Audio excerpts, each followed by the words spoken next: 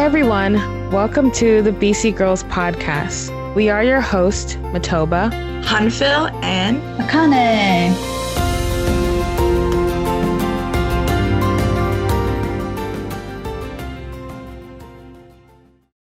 Hi, everyone. So, for today's topic, we'll be talking about Women's History Month. And for today, we have a very special guest. Her name is Angelica Selly, and she was born in Pforzheim, Germany, studied Catholic theology, German, and English at the University of Freiburg in Germany.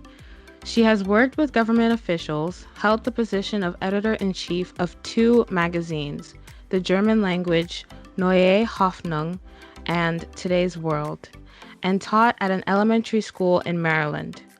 In 2001, she founded the Prayer in Action Ministry, and in 2003, the Interfaith Prayer and Fellowship Ministry in Washington, D.C.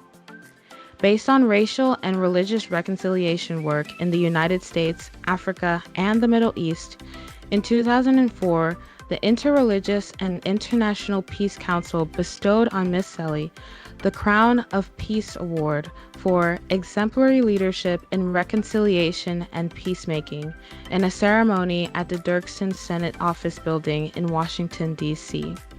Since 2010, she has been serving as president of Women's Federation for World Peace USA. Since this appointment, Ms. Selly has been focusing on grassroots development and the next generation.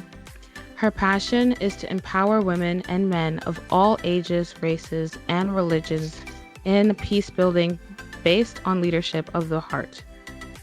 She is an educator, motivational speaker, writer, and ambassador for peace.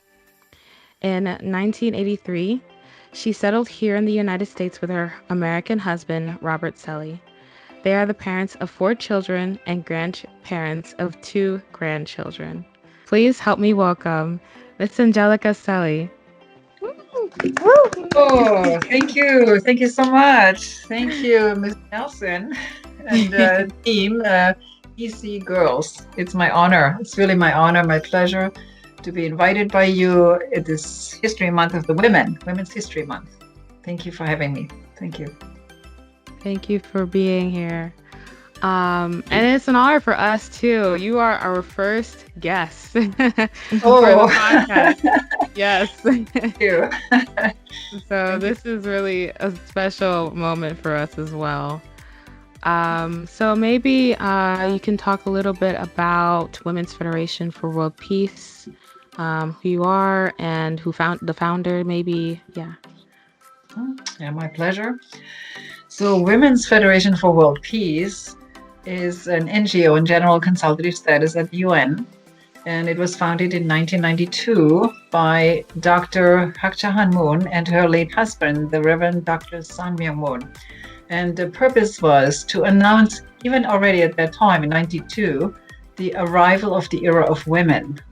And from there, it expanded to the entire world. There are chapters in 190 nations. We have chapters here in the US, about 35.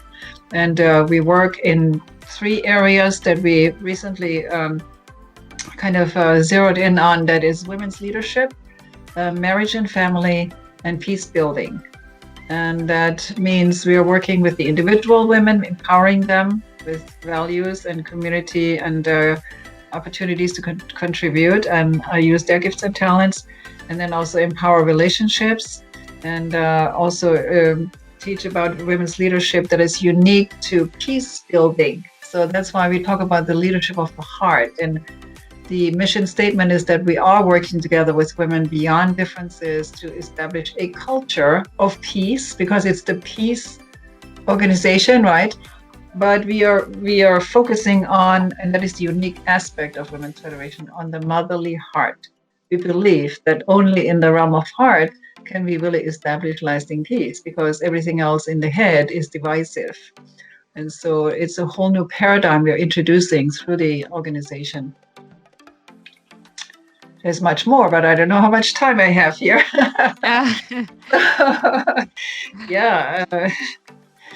It's we work also we have an outreach organization that Father and Mother Moon, we call them Father and Mother Moon, have launched in at the 20th anniversary, which was in 2012.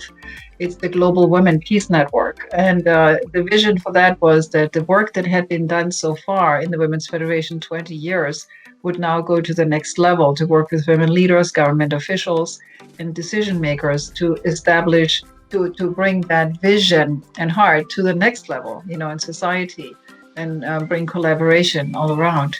So that has just started to take off a little bit late in America. Last year, we really inaugurated it.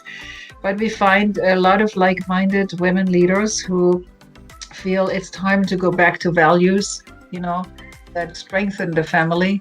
And that's maybe the unique thing. Maybe that's one more thing I want to talk about. What is unique about Women's Federation compared to other organizations? I would say three things. Number one, the vision. The vision is definitely universal and with interdependence, mutual prosperity, and universally shared values centering on the divine creator. Yes, we are affirming spirit and the creator as the we call him parent of humanity, and honoring all religions. And then the second one is the philosophy that is unique. It's called living for the sake of others. You know what? It's a very easy word, right? Simple, but very hard to do. And, it's not new at all. But I would say the uniqueness is that the founders, and that's the third point, founders are the unique leadership that makes it happen. They actually lived by that. They have been giving us an example in all areas, from the individual to family and society, nation, and world. And that's why the leader, as a woman leader, Dr. Akshai Moon, is really unique in that, because that's their undergirding philosophy and working with the divine and connection to God. So I would say this is a God-centered organization, but not necessarily religious. It goes way beyond religions, because each religion is actually confirming similar values of love and compassion and service and so forth. And we are focusing on the essence of all these religions and seek to practice it in the Women's Federation as women and mothers who are called at this time to bring change from the inside out. So it gives you a little flavor maybe of Women's Federation. Yes, thank you. Thank you very much for explaining Women's Federation. And that's actually a really cool concept as well, being more God-centered, but not necessarily religious. I think people are craving that higher standard and higher moral and higher way of living. But some, don't necessarily either want to follow religion, or they feel threatened or whatever the case may be by the idea of religion. So this is really an organization that, embraces everyone. And I think that's very important to have. And it's a really cool concept as well. So I guess we'll just go straight into it. We're talking about Women's History Month. We're in the month of March. And I want to ask, why is it important to celebrate Women's History Month? Well, first of all, women are half of humanity, right? Half of humanity is women. And without women, we have no reproduction. We're giving birth. We're the mothers of the world. We're the mothers of the nations. We are the nurturers, the givers, the sustainers. So, and of course, as we know throughout history, women have not been given that kind of respect because history started on the wrong foot, if you will, without going into all of the whys. Just we know that women from the beginning have been looked upon as the ones that brought the problem, right, into the world, and therefore they have been treated accordingly. And so, women have been seen as accessories of men, as sex objects, as the cause of evil, all kinds of things, And so there was a lot of misunderstanding and suffering going on throughout history. So now, over time, women have made I would say paid the price, if you will. There has been a price has been paid by the women of the world to be elevated and then more a positive recognition is coming forward. Many women in history have done incredible things, but nobody knows about it. It's like the big unknown, right? But over time, and especially since the women's suffrage movement, and of course, we're talking about Women's History Month here in America and internationally. There was just, when was it, 1980 something, 87? It was officially established because of the efforts of many, many women. And so that's when women finally become recognized in many different uh, ways of society, how they contributed. And that is the purpose of this month. When you read up on it, it's to elevate, to appreciate, to celebrate, to highlight women's contributions, current and past, right, of all cultures, which is beautiful. Here in America, I love America because it's a melting pot. Maybe it's called a salad. I don't know. Some people think it's a salad because it's more. You can see the lettuce and the cucumbers and the tomatoes. They're unique and they make the beauty of it. You stay who you are, but you're making the whole picture, the puzzle, the fabric of the nation, right? So now we're honoring women of all backgrounds. And I do want to, mention the African American women who've been mostly suffering in this country, and also minority women, in fact. They are also being highlighted and have been noted for their incredible accomplishments. And I think people begin to see that women have brains, okay, that we have even ideas and creativity. We have something to offer. We have maybe even something to offer that has never been thought of before. And at one point, I was at the UN sitting in a session, and they were talking about environmental issues. And they were debating about this and that, and what's going on, and how can this be changed. And there's always the frustration. People bring ideas, but nothing changes, right? So this one man gets up and said, I think men have come to the end of their wits. We need women's input and the youth, the next generation, to give us some new ideas. And we also have to go to the heart. And I thought, oh my goodness, this is revolutionary. So, it is really the time, it's right that women get recognized. And I personally love a movie, Hidden Figures, if you remember that one. I just watched it again recently. It's just wonderful to see how women in their wisdom, that's what I think women have, wisdom. You don't put it in somebody's face when you have something accomplished, but it will show itself, when you're needed, then your contribution is acknowledged. Now, one other thing is that there are other women who sought to become like men. That's not what we're talking about, and maybe that's something in the Women's Federation that's also unique. We're not a feminist group. We're a feminine group, which is a different quality. And so even though certain qualities of women have looked down upon, and there's the weaker gender and whatever, it's actually the power is in that area. So we're highlighting that in a different way. So yes, it's definitely time. It's time to shine for the women and the goodness in women. Yeah, and I agree. And I think, taking this time to celebrate women who have come before us, it also opens the door for younger girls too to see, women who have contributed to our society and have made great impact to our society and have developed things that, we usually wouldn't have heard about. So this is, very important, I think, also to the younger generation, the younger kids, who are going to grow up and eventually become leaders and, impact their communities in whichever way. So yeah, thank you. I have a daughter too, so I'm very happy about that, trying to share with my daughter, as much as I can. Yeah. Exactly.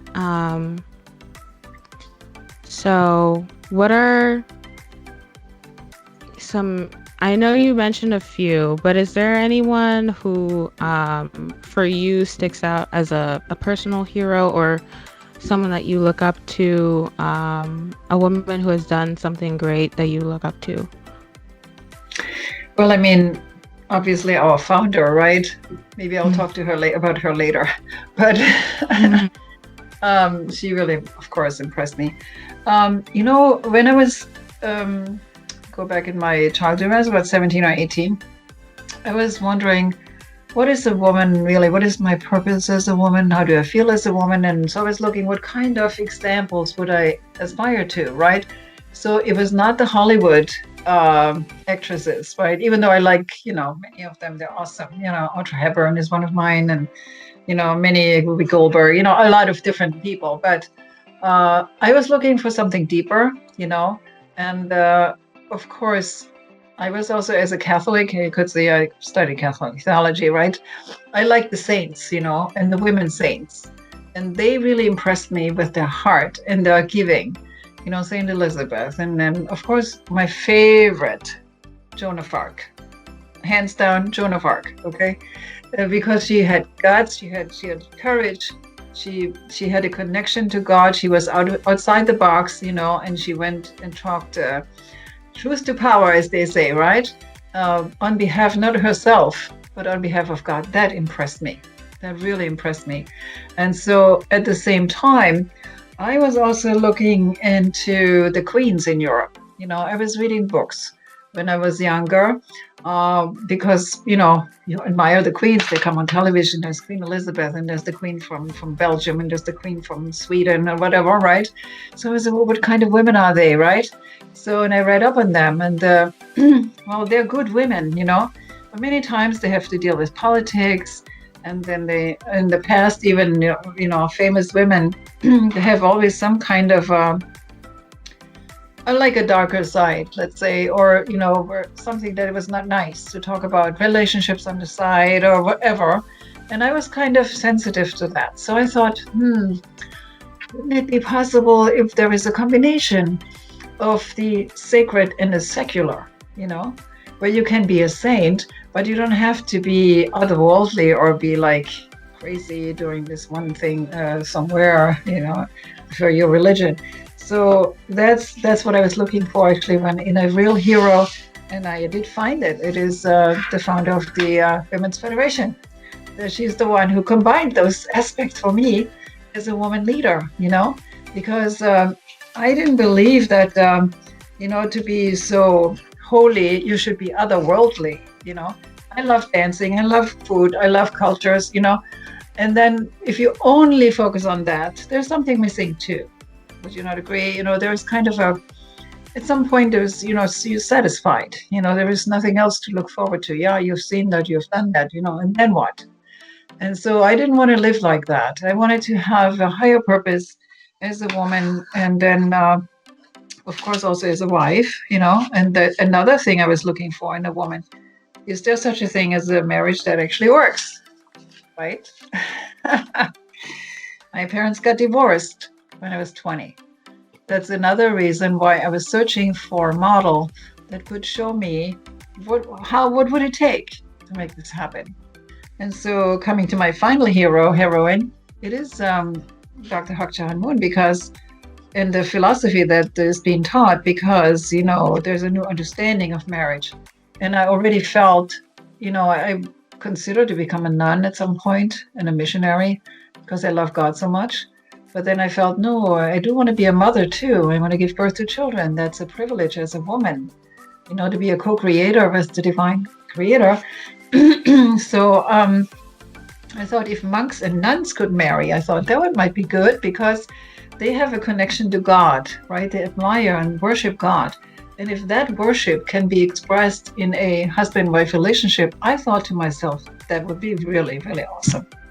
And that would be also a reason for, or a way to stabilize a relationship, because you have not a twosome, you have a threesome with God, right?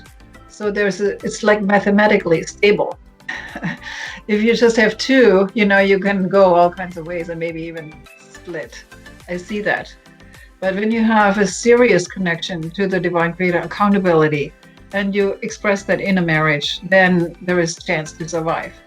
Still, it depends on the people, but that was my search, and I'm very grateful very fortunate that I found someone who could actually model that. Yeah, that's amazing. You know, anyone else you want to answer Yeah, some? the other ones, of course, people who have like quietly contributed in the past. The scientists, even the wife of uh, the wives have contributed a lot too. Mrs. Einstein, you might not hear about her. You know what I mean? But she Oh, is, yeah. And then also the composer. What was the name? The Liszt had a wife. She's also a composer. Nobody talks about her, but they played piano together. right. So I always look behind. I like to look behind the scenes, because to be known doesn't mean that you're really truly an influencer. It's that what is done behind the scenes sometimes that has much more value or is what makes the difference, not what you see. Hmm. So yeah, and then of course have to mention my grandmother. She's from Bohemia, Czechoslovakia, and she's a woman of faith that really impressed me. They went through World War I and II, and always praying, always giving a good example, living for the sake of others. So for me, that was kind of a good foundation. But that's so. I was not really looking for a lot of other women out there as an example because I wanted to resonate with what's in me, if that makes sense, But yeah, so that's all I can say. I mean, there are a lot of women that I admire, a lot of, Yeah. uh, even I have to say, I admire all women who take any public responsibility, because you could go through so much. Having been in leadership positions myself, this is not easy for any woman, Then you're also dealing with your spouse, depending on what character they have, And I'm very, very grateful. My husband always uplifts me and supports me. That's not guaranteed at all. And many women are suffering because their husband don't see their value and their contributions. So then all the first ladies, there's a big responsibility, to be a first lady of a country. All of them, I would have to give them a round of applause because they're taking on something big.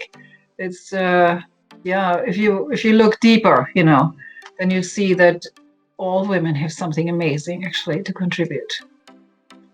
Yeah. Yes. Yeah. Exactly. Anyone else, Hanfield or Akane, and somebody you look up to? I mean, oh, sorry. No, go ahead, go ahead. I mean, I guess this is an obvious answer. Our mothers are probably our first, influential woman as a daughter. It could be a son too, but as a daughter, like that's the first person that you lay eyes on, and the first person that you will ever learn from besides your teachers. So for me, it's my mother, but also to, like you said, this true mother. Like she's been nothing but a great role model to all women all around the world, because I feel like no one can do a great job like her. Like no one cannot copy what she has done. Even if they're willing to, it takes a lot of blood, sweat, and tears to do that. Exactly. So those are my two influential people. I haven't even talked about her yet. So me too. Because then 2 hours are not enough. But just saying this, when I was 20, I met her. I was looking for this model, and when I saw her, first of all, I admired her incredible purity. I call it purity because there's no shadow on this woman, But I saw the shadows in other women. They have some alternative agendas or power or whatever. You know what I mean? There's this humble woman who just does one thing, to want to do God's will. And the model she gave us as a wife, she was very quiet for so many years, right? but because of the husband's incredible mission and calling, she was not doing anything less than sleeping not more than 3 hours a day, right? And she gave birth to 14 children. I mean, that alone qualifies her as a mother of the world, I would say, because in spite of all the challenges when they were born, she was in public, you know. She still served in public positions. She didn't have time to be a mother sometimes because she was so committed to God's call that she moved forward and gave birth not only, I would say, to her children, but many other women and the other people because of her example. And then when she rose to the occasion in 2012 after the passing of Father Moon, true father, she truly showed her, I would say we can see her true colors. She said that in her book, the recently published Mother of Peace, it took her many years for having a chance to even share her side of the story, right? Because we only saw her in public and in quiet moments. But what she had to go through, what she had to even prepare for this work was so much more. And the misunderstandings that a lot of people have about her, I hope can be dispelled by people reading this book, Mother of Peace. Because there is a woman, I have never seen any woman walk the earth who has done or is doing, as we speak, what she's doing. What's she doing right now? She brought heads of state, religious leaders, women, men and women of all backgrounds in leadership positions together to discuss about peace at this time in COVID-19, when the world is in shambles, totally confused. No one has a handle on anything. I would say not any state leader, any president. I don't even know if the Pope has that much influence to make peace a reality. Sorry to say this, but here's this woman of God who is divinely anointed, and more people are seeing that this is not just her own personal self-aggrandizement. This is really, God has called her to be the glue, to be the the Mother of Peace, to bring mankind together and to give a vision that can elevate everyone to the same high place where we need to be as human beings, as the men and women made in the divine image. That's what I want to say.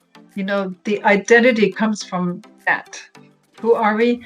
We don't define that really, but our Creator defined it already. We are made in the image of the divine, masculine and feminine. And that is kind of coming through to her through her presence. When she speaks, when you're in her presence, you feel something different. I have ample evidence of women leaders that I brought in front of her in these many occasions that we've had recently. Some are closer, some here when she came to America. And there was always something unspoken that the woman picks up. You kind of look not only her hairstyle and you know how she conducts herself, you also feel there's this different quality, and it kind of touches something in you that is different, right? I would say that it's pure, that it's wholesome, that it's divine. And then you feel, oh yeah, I want to be like that too, or I can be like that. And that's why she gives a lot of hope to the women at this time to become a better, you have that motto, your better self, right? Isn't that exactly what you're trying to do? So you're already on track. You have, I better stop here, but yeah, just read the book. Yeah, we're just trying in our own little ways to like follow in her footsteps, you know. And so yeah, I think for all of us, you know, she is someone who we all look up to. We all, you know, really, I think during this age, at least for me personally, I have been really intently following closely with what Mother Moon is doing. She, as you said before, didn't really get to say much. We just saw her in public, but she didn't really get to speak as much as her husband. And so now that I'm, you know, a young woman, I can actually like hear her words, you know, I can actually see her actions. I can see how she leads, and I want to mimic that too. Like, I want to be like that as well. And you're right. When you're in the room with her, you feel different, like in a good way. But you just it's a whole experience. You really can't put it into words. But it really does feel like divine to be in her presence. And even when she speaks with so much love and so much heart and care, and you can feel her connection to the creator very strongly. So yeah, definitely she's someone that I also look up to. Thank you everyone for listening to today's episode. Don't forget to like and subscribe to our YouTube channel. Follow us on Instagram and Facebook at BC Girls. You can also listen to this episode on Spotify, which will be linked down below. Let's all create a better version of ourselves. Until next time.